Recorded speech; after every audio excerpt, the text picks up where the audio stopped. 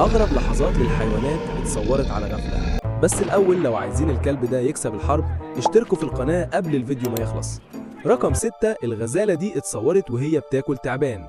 الغزلان معروف إنها بتاكل أعشاب والأكل حواليها في كل حتة، بس هي قررت تاكل تعبان. رقم 5، الفهد ده نط نطة طولها 15 قدم عشان يصطاد عصفورة. العصفورة ما لحقتش حتى تستوعب إيه اللي حصل. رقم 4، الكلب البري ده كان خلاص هيصطاد غزالة، فجأة فهد نط عليه من فوق الشجرة. الصياد بقى فريسة في أقل من ثانية. رقم 3، الغراب ده شاف سحلية وقرر يهجم عليها، وأول ما عض ديلها السحلية سابته وجريت، والغراب فضل مشغول بالديل اللي بيتحرك. رقم 2، الراجل ده سمع دوشة في جنينة بيته، طلع يشوف في إيه، لقى 2 كانجرو بيتخانقوا مع بعض كأنهم عايزين يخلصوا على بعض خالص.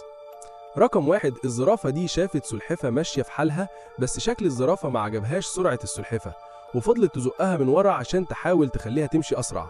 لو وصلت لحد هنا ما تنساش تعمل لايك.